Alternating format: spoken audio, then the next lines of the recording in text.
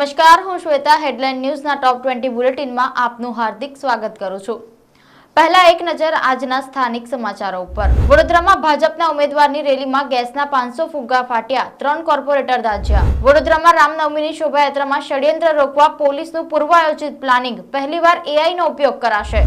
રામનવમીએ વડોદરા મધ્યસ્થ જેલના કેદીઓએ સુંદરકાંડના પાઠ કર્યા, જેલનું વાતાવરણ ભક્તિમય બન્યું। માંડવી ખાતે રામલલ્લાની મહાઆરતી, પ્રતાપનગર અને સલાટવાડાથી આજે સાંજે વાજતે ગાજતે શોભાયાત્રા, અયોધ્યાથી લાવેલી માટીમાંથી બનાવેલી મૂર્તિના દર્શન, કર્ણાટકથી આવેલા હનુમાન દાદાનું આકર્ષણ। વડોદરામાં કોરોનાથી એક દર્દીનું મોત, 65 વર્ષીય વૃદ્ધ મહિલાનું 12 દિવસની સારવાર બાદ મોત। હવે જોઈએ રાજ્યના સમાચારો। 222 તોલા સોનામાંથી બનાવેલી સુવર્ણ રામાયણ સુરતમાં દર્શન માટે પડાપડી। પદ્મિની બાવાળાએ પારણા કર્યા, બ્લડ પ્રેશર લો થતા રાજકોટ એમ્સમાં દાખલ કરાયા। રૂપાલાની ટિકિટ રદની માંગ સાથે 14 દિવસથી અન્નનો ત્યાગ કરેલો। ગુજરાતના 25% વિદ્યાર્થી નવી શિક્ષણ નીતિથી અજાણ, ઘણાના મતે જે ભણીએ છીએ તેનાથી નોકરી નથી મળતી। સલમાન ખાનના ઘર ઉપર ફાયરિંગ કરનારા 2 શૂટરની કચ્છમાં માતાના મળથી થઈ ધરપકડ।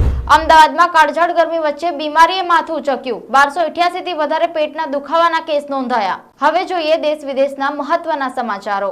અયોધ્યામાં ભગવાન શ્રી રામનો થયો સૂર્યાભિષેક। ઇઝરાયેલના વળતા જવાબની આશંકાઓ સામે ઈરાન પણ તૈયાર, સરહદે તૈનાત કર્યા બ્રહ્માસ્ત્ર। યુએઈમાં જળબંબાકાર, અનેક ફ્લાઇટ રદ થઈ, દુબઈમાં યેલો અને ઓરેન્જ એલર્ટ। ઓમાનમાં પૂરમાં 18 ના મોત। મમતાએ કહ્યું, બંગાળમાં આજે રમખાણો થશે તો તેના માટે ભાજપ જવાબદાર।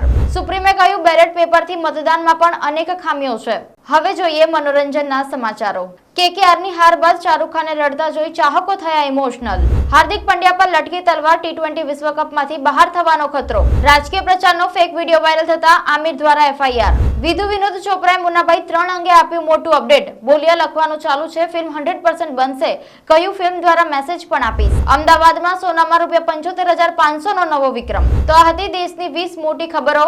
મને અને હેડલાઇન ન્યૂઝની ટીમને રજા આપશો। ફરી મળીશું નવા સમાચારો અને નવા વિષયો સાથે। શુભ રાત્રિ।